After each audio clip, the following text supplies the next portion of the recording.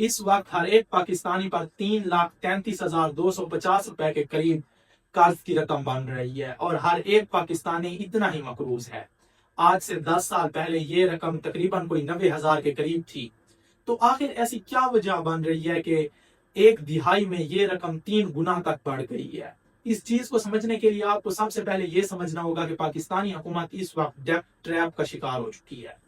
यानी एक कर्ज को अदा करने के लिए एक और कर्ज लिया जाता है और फिर उस कर्ज को अदा करने के लिए एक और कर्ज। इस चीज को समझना इंतहाई जरूरी है कि हुकूमत की कुल आमदन और कुल अखराजात में एक वाज़ेह फर्क है।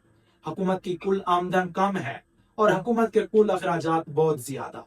जैसा कि हुकूमत की कुल आमदन 11,232 अरब के करीब बनती है और हुकूमत का कुल खर्चा तकरीबन कोई 17,573 अरब रुपए के करीब ये खर्च हुकूमत का होता है।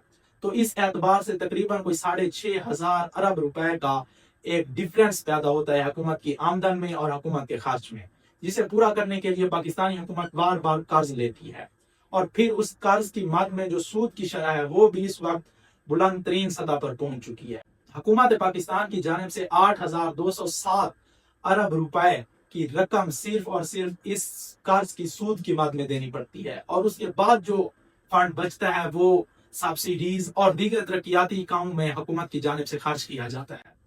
तो इस बजट को देखना भी इंतहाई जरूरी है, क्योंकि इस बजट में वाज़ेह होगा कि क्या हुकूमत अपने अखराजात कम करके आम आदमी पर जो बोझ है वो कम करेगी या फिर अपने अखराजात जूं के तूं रखते हुए आम आदमी पर बोझ डाल देगी और पाकिस्तानी मुईशत का ख्याल ना रखते हुए मजीद कर्ज की जानिब ये हुकूमत चली जाएगी। देखते हैं कि इस बजट में आखिर क्या होता है।